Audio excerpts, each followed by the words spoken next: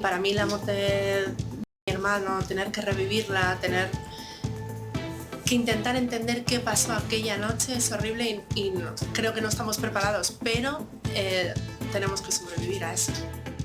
Hace 2 años desde que murió Sergio Delgado en una zona de fiesta de Burgos y su familia pide una sentencia ejemplarizante. El juicio empieza el próximo lunes. Al joven lo mataron al parecer cuando dijo que era de Valladolid. Buenas tardes. En el Congreso, primera derrota parlamentaria del año para el Gobierno. El conocido como decreto ómnibus no ha salido adelante. PP y Junts se han opuesto a un paquete de medidas en el que se incluía la subida de las pensiones o la moratoria de los desahucios. Y eso precisamente, la mezcla de iniciativas, ha provocado la negativa del bloque de derechas. Diego Cano. Sí, primer revés del año aquí en el Congreso para el Ejecutivo, que no logra sacar adelante ese llamado decreto ómnibus. El PP insiste, está a favor de revalorizar las pensiones, pero no de otras medidas que incluye el paquete, como las antidesahucios, afirmando que fomentarán la ocupación ilegal. El Gobierno les acusa de poner excusas para no apoyar el decreto. El Gobierno ha aprobado en Consejo de Ministros un Real Decreto para regularizar en torno a 500.000 de inmigrantes. Un decreto que permitirá la autorización provisional de residencia y trabajo para aquellas personas extranjeras que lleven al menos 5 meses viviendo en España y que no tengan antecedentes penales. Desde Moncloa señalan que esta medida ha sido dialogada y consensuada, que garantiza los derechos de todas las personas extranjeras que viven en nuestro país y califican este día como histórico. Castilla y León cerró 2025 con una tasa de paro del 8%. Es algo inferior a la media nacional. La EPA nos ha dejado algunos datos históricos que enseguida les detallamos. Y en el tiempo, ya ven que la situación no mejora mañana, más bien todo lo contrario. Hay avisos activados por fuertes vientos y por nieve otra vez. Luis Ángel Rozas. Con avisos en cotas que de nuevo podrían ser muy bajas. Mañana a primera hora podría haber nevadas importantes y será otro día de fuertes vientos, con rachas que en algunas provincias podrían superar los 100 kilómetros por hora. Continúan los problemas en el servicio ferroviario. Esta vez ha sido en una Albia que no ha podido llegar hasta Galicia desde León por culpa de un desprendimiento. En sus vagones viajaban un centenar de personas. Primer informe del CSIC tras el incendio de las médulas de este verano. Aunque hay daños geológicos severos, en algunos elementos patrimoniales son reversibles. Enseguida lo vemos.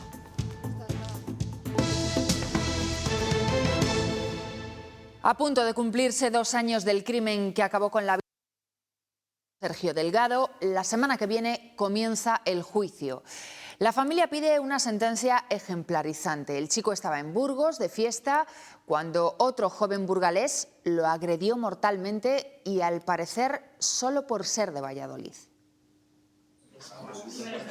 Los padres y la hermana de Sergio Delgado afrontan el juicio por el asesinato de su hijo, reclamando una condena de acuerdo a la gravedad de los hechos. Pedimos que quien tenga la responsabilidad de juzgar este caso lo hagan con seriedad, con rigor y humanidad. Que su memoria sea honrada con una sentencia acorde a la magnitud de la violencia con la que acabó su vida. La Fiscalía pide para el agresor una pena de 12 años por homicidio con dolo y la familia 20 años por asesinato, aunque asumen que no hay condena que les devuelva a Sergio. ¿Cómo valoras una sentencia de una vida?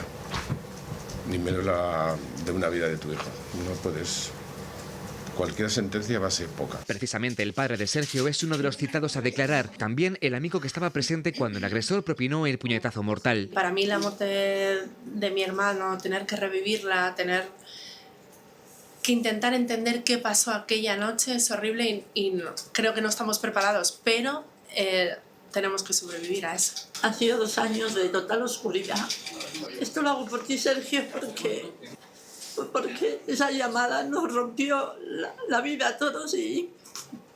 El juicio con jurado popular arranca el lunes a las 9:30 de la mañana y durará al menos 3 días. Tenía 32 años, era de Valladolid, aunque vivía y trabajaba en Madrid. Y el 24 de febrero de 2024 se encontraba en Burgos, celebrando la despedida de soltero de un amigo. Sergio Delgado iba a ser testigo en la boda, aunque una agresión acabó con su vida. Eran casi las 5 de la madrugada de aquel sábado. Al salir de este bar de copas de la zona de Las Llanas, Sergio y otro amigo, los únicos del grupo que aún no se habían retirado, se quedaron hablando con más gente. Entonces, otro joven que estaba allí preguntó a Sergio si era de Valladolid y al responder que sí, le propinó un puñetazo que lo tiró al suelo, aunque fue el brutal golpe en la cara lo que acabó con su vida. El agresor, de 23 años, en prisión provisional desde entonces, vinculado a grupos ultra de aficionados del Burgos Club de Fútbol y con nociones de artes marciales, reconoció los hechos, pero negó que pegase a Sergio por ser vallisoletano y aseguró que estaba borracho y que no recordaba ni haber hablado con él.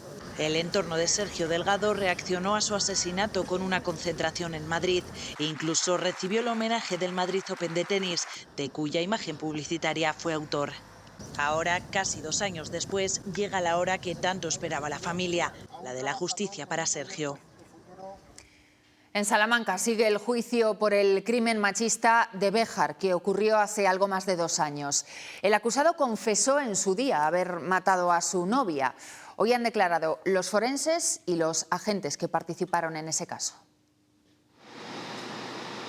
Segundo día del juicio por el crimen de violencia machista de Rosario Martín, de 40 años, ocurrido en el año 2023, en el mes de agosto, en la localidad salmantina de Béjar. Hoy ha tenido lugar, en el turno de mañana, la declaración de la Guardia Civil, que detuvo precisamente al principal acusado, y esta misma tarde ha tenido lugar la declaración de los testigos de la defensa. Se espera que mañana sea un día definitivo importante, porque tendrá lugar la declaración del principal acusado en los juzgados de esta audiencia provincial de Salamanca.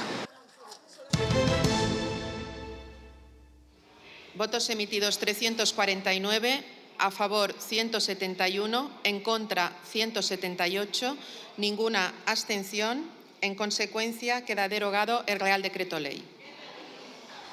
Es la primera derrota parlamentaria del año para el Gobierno. El decreto Ómnibus no ha salido adelante. PP, Vox y Junts han votado en contra de un paquete que incluía varias medidas, como la subida de las pensiones o la moratoria de los desahucios para las personas vulnerables. Ellos pedían votarlo por separado, pero el Gobierno lo ha presentado en conjunto. Volvemos a Madrid, Diego.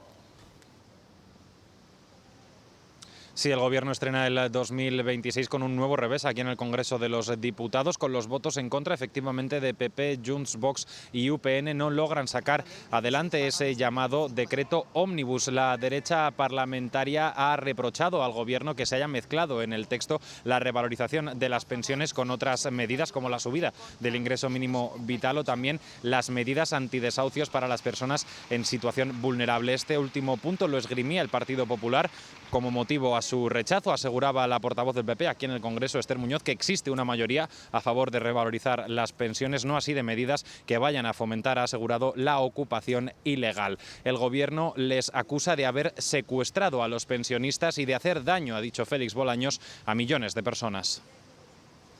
178. PP, Vox y Junts han votado no al llamado decreto ómnibus, un compendio de medidas sociales donde se incluye la revalorización de las pensiones. Votar no a este decreto ley es hacer daño a pensionistas, a personas que no pueden pagar el agua ni la luz, a personas que no pueden pagar tampoco una vivienda. Incluir varias medidas en un único decreto supone que aprobar la subida en la nómina de los pensionistas daría luz verde también a la prohibición de los desahucios de personas vulnerables, algo que rechaza la oposición. Dejen de jugar con los ocupas y con los pensionistas. Si quieren seguir utilizando a los pensionistas como rehenes, es su decisión. Piden que se presente por separado.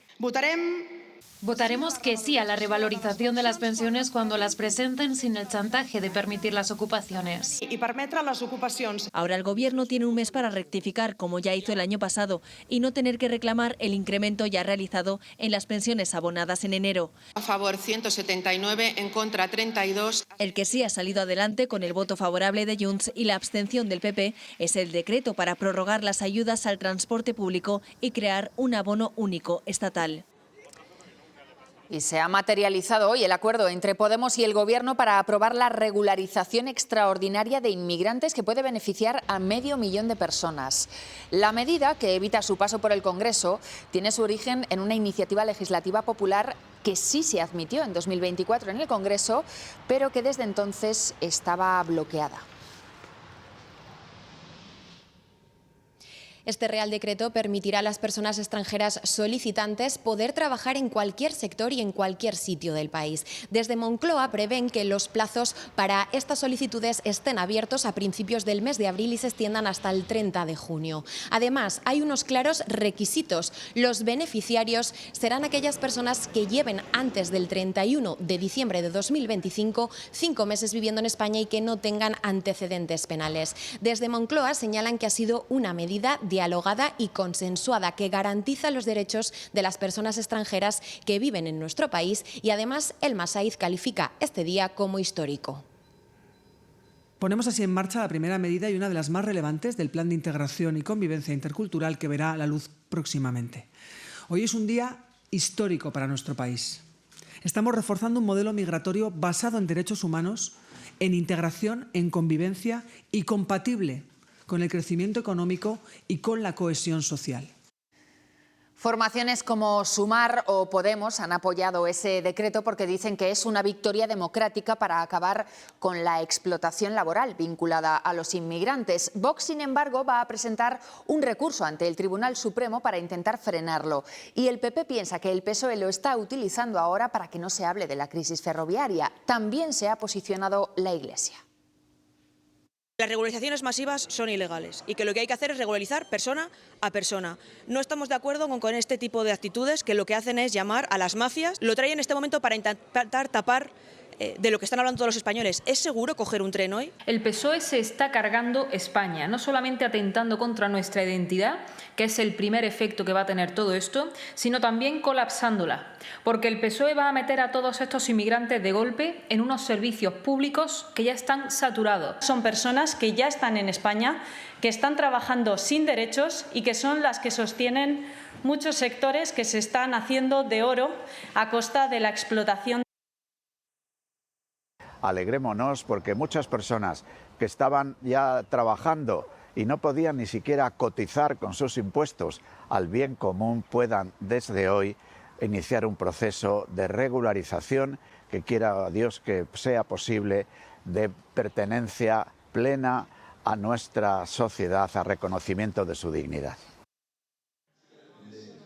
Estos son los requisitos que tendrá que cumplir la persona que quiera acogerse a esta regularización. Haber llegado a España antes del 31 de diciembre, acreditar que se lleva viviendo aquí más de 5 meses y no tener antecedentes penales. Es gente que ya está aquí. Se va a hablar de efecto llamada. Bueno, al final la regularización es para la gente que ya está aquí. Para acreditarlo servirán documentos como el padrón, informes de citas médicas, certificados de asistencia a recursos sociales o un contrato de alquiler. En todo momento es fundamental que las personas que se encuentran en este país puedan trabajar en condiciones dignas, que puedan cotizar, que puedan pagar sus impuestos como pagamos todos. Este decreto recoge el guante de una iniciativa legislativa popular que llevaba guardada en el cajón más de 1 año y medio. Queda aprobada.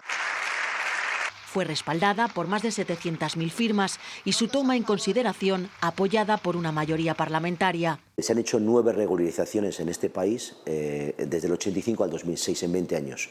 Y en 20 años, desde el 2006 hasta ahora, no se ha hecho ninguna más. O sea, esto no consiste solo en hacer una regularización. Habrá que articular políticas que tengan que ver con la integración de estas personas. Según los cálculos del Gobierno, se beneficiarán más de 500.000 de personas que podrán solicitar su regularización entre principios de abril y el 30 de junio de este año. Poco a poco el servicio ferroviario de Rodalies en Cataluña va solucionando las incidencias. Un fallo en el software fue el culpable de la caída del servicio ayer. Se descarta el sabotaje como primera hipótesis a la que se refirió Óscar Puente. Hoy la circulación ha sido más fluida, pero no se espera recuperar la normalidad hasta el viernes. Y hoy ha vuelto a comparecer el ministro de Transportes sobre el accidente de Adamuz. Óscar Puente ha insistido en matices en torno a la renovación completa o integral de ese tramo de vía y ha criticado al presidente de la Comisión de Investigación por no conocer, dice, las acciones que se realizan en ese tipo de reformas. manifestar sorpresa desde un entorno ferroviario altamente cualificado sobre cuál ha sido el contenido, el alcance de la renovación, a mí sí que me produce sorpresa, porque esa información está disponible públicamente y más para los expertos ferroviarios. Es decir, saber lo que se ha hecho en esa línea, basta con entrar en el portal de contratación de Adif y verán en qué ha consistido. Las responsabilidades en el caso de Adamuz se establecerán cuando tengamos ya suficientes elementos de juicio en la mano como para atribuirlas, cosa que en este momento no sucede. Y hoy también el juez de la Audiencia Nacional ha acordado abrir diligencias previas de investigación contra Óscar Puente. Este paso es un mero trámite de momento, así que no supone que se haya abierto una investigación penal por el accidente de Adamuz. Lo hace el juez después de que una asociación haya presentado una denuncia contra el ministro por presuntos delitos de homicidio imprudente, negligencias y prevaricación.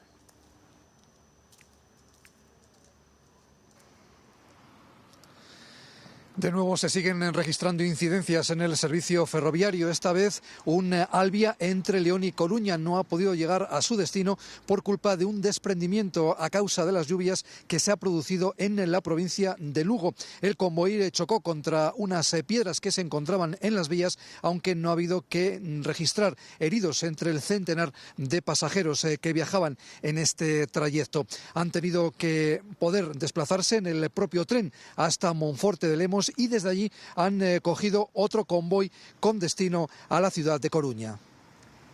Y más noticias. Felipe González cree que lo que está ocurriendo con los trenes evidencia que la gestión es manifiestamente mejorable. Lo ha dicho en Segovia, donde el expresidente del Gobierno ha participado en un acto en el que también ha cargado contra el Ejecutivo de Sánchez por la ausencia de presupuestos. Felipe González es muy crítico con cómo se ha dirigido el sistema ferroviario. La gestión en general de los últimos años me parece manifiestamente mejorable. El expresidente del Gobierno cuestiona que la crisis por el caos en Rodalíes se haya saldado con la salida de 2 cargos de segunda fila. Son los que saben, y si los que saben no lo han evitado, mejor que se vayan. Para los que no saben, sigan. Lo ha dicho en un acto en el Teatro Juan Bravo de Segovia, donde ha pedido al Gobierno que busque consenso para aprobar la regularización de inmigrantes y ha criticado la ausencia de presupuestos en toda la legislatura. Comprendo que es muy difícil defender esto, porque dice, bueno, ¿y qué? ¿Y si funcionan las cosas?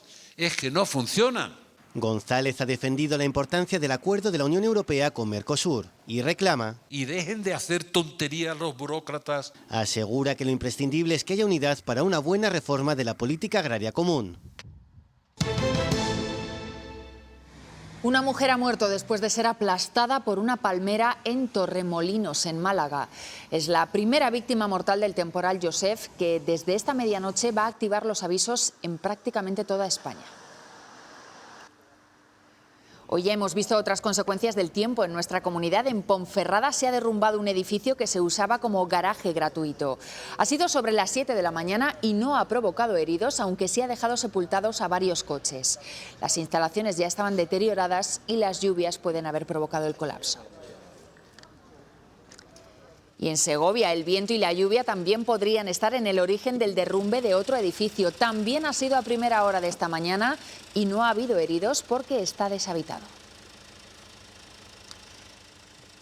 Y más daños por culpa de la humedad. Se ha provocado un deslizamiento de tierra que ha obligado a cortar la carretera que une Guardo con Cervera, en Palencia. En el momento del desprendimiento pasaba un camión que ha quedado semisepultado, pero tampoco hay víctimas. Minutos antes de las 4:30 de la madrugada de hoy se producía este desprendimiento de tierras apenas a 100 metros de la entrada en Guardo, en la CL 615. Un camión que pasaba en ese momento quedaba parcialmente atrapado, siendo liberado por los bomberos de Diputación de Palencia sin que haya que lamentar afortunadamente ningún herido. El tráfico ha sido cortado en esta carretera, siendo desviado por la CL 626. Y lo peor se espera para las próximas horas, sobre todo en cuanto al viento. Se han activado avisos naranjas en el centro y en el sur de Castilla y León, con rachas, ojo, que podrían llegar a los 100 kilómetros por hora. También avisos por nieve, en este caso en todas las provincias de la comunidad. En Burgos, por ejemplo, son de color naranja. Vamos hasta allí, Luis Ángel Rozas.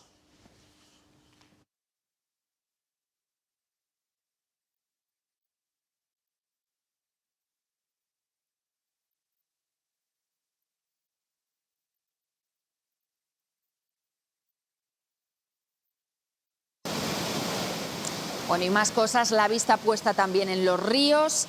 El Huebra, en Salamanca, ha estado durante horas en nivel rojo por el aumento del caudal a su paso por Puente Resbala. También peligro en la frontera entre Zamora y Ourense. Y en León, por el río Bernesga, donde han vallado algunas pasarelas. La CHD pide extremar la precaución. La borrasca Joseph en Zamora ha provocado el aumento del caudal de los ríos. En Puebla de Sanabria ha descendido y a lo largo de la mañana desapareció la alerta al encontrarse el caudal a 127 metros cúbicos por segundo. Mientras en Santa Eulalia del Río Negro se mantiene la alerta a nivel amarillo al encontrarse en un caudal de 127 metros cúbicos por segundo. Entonces hay que estar muy atentos y muy preparados por si sobre todo las necesidades que tenga la gente mayor, y el agua de boca que esté porque rápidamente cuando lleve la turbidez sube. Y ahora pues estar muy pendientes de las compuertas que tenemos en las presas aquí en el Tera, en el camping y demás.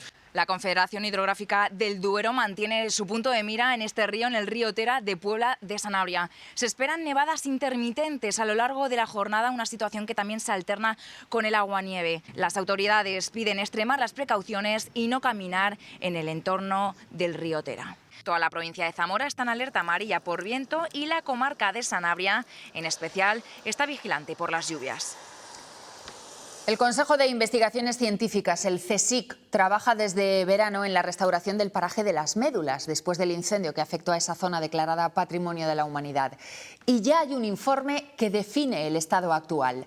Asegura que hay daños en elementos patrimoniales, pero que son reversibles.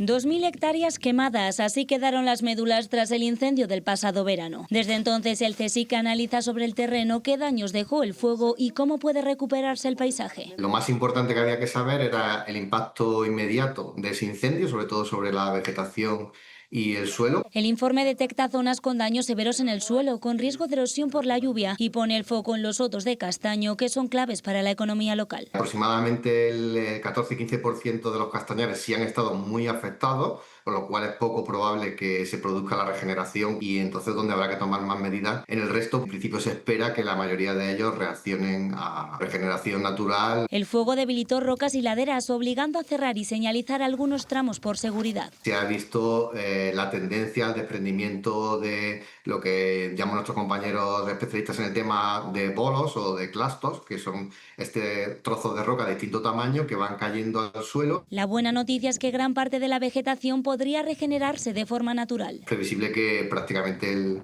la totalidad del paisaje para el visitante dentro de unos años probablemente no va a notar en gran medida el paso del incendio. Ahora el reto es seguir de cerca la evolución. El CSIC recomienda varios años de seguimiento para comprobar cómo se recuperan el suelo, la vegetación y el paisaje de las médulas.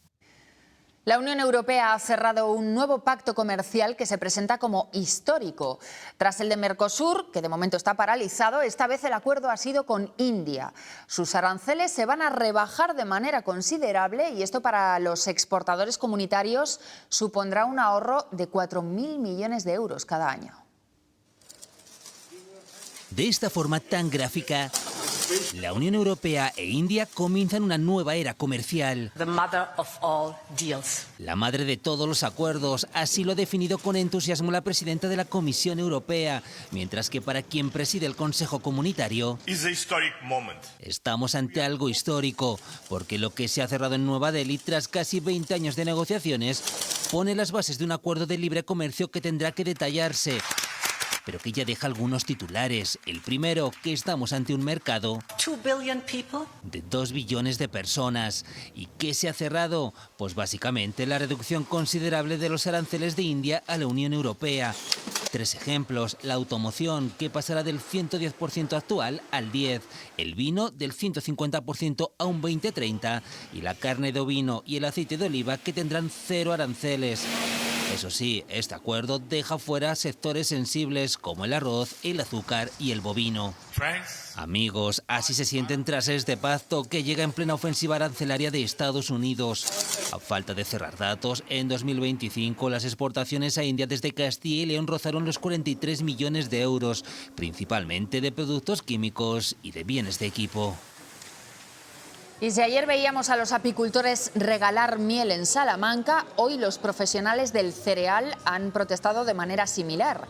Las asociaciones agrarias han repartido 400 kilos de lentejas y garbanzos a los salmantinos para reivindicar una vez más el producto nacional. También han esparcido, y lo ven, varios sacos de cereal por el suelo como gesto simbólico. Castilla y León cerró 2025 con una tasa de paro algo superior al 8%. Son más parados que en 2024, pero una cifra inferior a la media nacional. Además, destacan dos datos. Los hogares con todos sus miembros en paro caen un 7%, la mejor cifra desde 2008. Y el paro juvenil también cae a mínimos, con un descenso del 6%. Burgos y Segovia son las provincias que han cerrado el 2025 con la tasa de paro más baja de toda Castilla y León. De hecho, Segovia es la quinta con las cifras más bajas de desempleados a nivel nacional y Burgos la cuarta. Solamente la provincia de Zamora supera la media nacional, la media de todo el país. Este último trimestre además ha sido bastante positivo para el empleo, con una caída de parados del 4% a nivel regional. También positivo si hablamos de desempleo femenino, porque aquí en Segovia baja ya del 7%. Más parados, pero más creación de empleo. Es el resumen del mercado laboral de Castilla y León en 2025, porque el número de desempleados aumentó en 2.600 personas en la comunidad y de los 96.000 parados, casi 31.000 llevan más de un año buscando trabajo. Es en la industria donde más ha crecido el paro, un incremento del 36%, mientras que la agricultura y la construcción han reducido su tasa casi en la mitad. Por edades, son los que están en la franja comprendida entre los 25 y los 34 años, quienes más desempleados suman, 23.500. Pero vayamos a los ocupados, porque la comunidad, aunque a menor ritmo que la media nacional, ha alcanzado su cifra más alta en un cuarto trimestre desde 2008, 1.052.000. Aunque eso sí también ha aumentado quienes están empleados a tiempo parcial. El 68% de los trabajadores están entre los 25 y los 54 años y es el sector servicios el que más empleados tiene, más parados y sí, más creación de empleo. Algo que parece una contradicción, pero que responde al aumento de la población activa. Estamos hablando de 1.052.000 personas trabajando en nuestra comunidad autónoma. Es algo que la gente debe tener en cuenta. Las políticas económicas que estamos llevando a cabo desde el Partido Popular en la Junta de Castilla y León permiten la creación de empleo. Y UGT y Comisiones Obreras ya tienen preparada su propuesta para la negociación con la COE de los acuerdos marco que deben renovarse este año. Plantean aumentos escalonados de los salarios de hasta el 7%. Planteamos una subida salarial de un 4% cada uno de los 3 años y un punto por ciento adicional hasta un 3% en función de la diferencia de los salarios medios de cada convenio con el salario medio del país. Los salarios intermedios son los que han ido perdiendo más poder adquisitivo en los últimos años y, por tanto, creemos que los convenios colectivos tienen que reflejar esa pérdida. La vicesecretaria general del PSOE en la comunidad ha acusado al alcalde de León, también socialista, de mostrarse cercano al PP. Nuria Rubio trasladaba su sorpresa ante el vínculo muy especial, ha dicho, entre el alcalde de León y Suárez Quiñones. Esta misma tarde, en un acto del PP en El Bierzo, el propio Suárez Quiñones contestaba a Rubio. Parece que hay un vínculo muy especial con el consejero Quiñones, algo que yo no comparto ni entiendo. De hecho, en alguna entrevista llegué a leer que el consejero Quiñones era el mejor político que tenía León fuera de la provincia. Yo creo que no representa lo que quieren los ciudadanos. Creo que en el Partido Socialista no gusta eso. Es que resulta extraño que el Partido Socialista se extrañe de que haya gente que trabajemos por los ciudadanos de esta provincia y de esta capital. Por tanto, resulta extraño que se extrañe el Partido Socialista y Nuria Rubio de que se trabaje por los ciudadanos y por los leoneses y las leonesas, ¿no? Eso es lo que me resulta chocante, ¿no? Y el líder del PSOE de Castilla y León, Carlos Martínez, ha subrayado que con su candidatura busca ser la revolución de los territorios humildes que se sienten relegados y abandonados a su suerte. Asegura que su proyecto representa el poder territorial de las comarcas y critica las promesas incumplidas del Partido Popular. La confianza de la ciudadanía se ha cortado con respecto al señor Fernández Mañueco. Todo el mundo conoce ya la desidia, la holgazanería, la vagancia, la inoperancia de aquel que confunde estabilidad con inmovilismo. Cambiamos de asunto. La OMS retira a España el estatus de país libre de sarampión. Desde el 2017 se consideraba libre de la circulación endémica del virus, pero la situación ha cambiado. El descenso de las coberturas vacunales en el mundo ha hecho que haya un repunte de casos. Así lo ha confirmado el Ministerio de Sanidad, que ya trabaja en la actualización de un plan estratégico para la eliminación del sarampión. El objetivo principal es reforzar la cobertura de vacunación porque la inmunización sigue siendo la manera más eficaz de acabar con el sarampión. En el año 2025 hubo 397 casos aquí en España, pero se pide calma y prudencia a la población porque todas aquellas personas que estén vacunadas no corren riesgo. Los profesionales médicos de Castilla y León rechazan el acuerdo entre el Ministerio de Sanidad y varios sindicatos para aprobar el borrador del Estatuto Marco. Denuncian que no recoge sus principales reivindicaciones laborales y han confirmado que continúan con el calendario de movilizaciones y de huelgas. Nos ha llevado a donde estamos, a una unión absoluta y total de todas las organizaciones de representación médica de España y en una movilización que capitanea CENS, como no puede ser de otra manera, en España, con el beneplácito, como he dicho anteriormente, de todas las organizaciones profesionales, y que, bueno, pues que se va a hacer pues en 5 días, una semana al mes de huelga, con manifestaciones y con concentraciones esos días.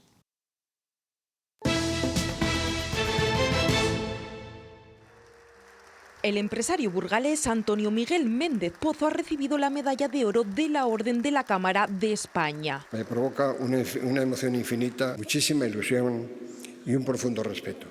Profundo respeto por algo que llevo tan dentro y que representa lo que es el mundo cameral. Un reconocimiento a su trabajo y por su compromiso con las empresas y la sociedad tras 35 años de dedicación a las cámaras de comercio. Fernández Mañueco ha destacado del homenajeado su decisiva contribución al fortalecimiento del tejido productivo de la comunidad. Tú simbolizas el éxito de la colaboración público-privada, que es un mecanismo muy útil que nos permite avanzar a toda la sociedad. Por su parte, el presidente de la Cámara de España ha subrayado el papel esencial que juegan estas instituciones. Hemos prestado un servicio fundamental de impulso a la competitividad de las pymes y a la formación de las personas. Todo en un multitudinario y emotivo acto al que también han acudido otros representantes del mundo empresarial, económico y político, como el expresidente del Gobierno, Mariano Rajoy, el presidente de la COE, Antonio Garamendi, o el presidente de Castilla-La Mancha, Emiliano García Paje. Y una imagen más. En el patio de los Naranjos del Senado se puede visitar esta exposición, una recopilación de fotografías realizadas por dermatólogos para concienciar sobre el vitíligo, una enfermedad autoinmune que se caracteriza por las manchas sin color y por generar un gran impacto psicológico en los pacientes por el estigma social.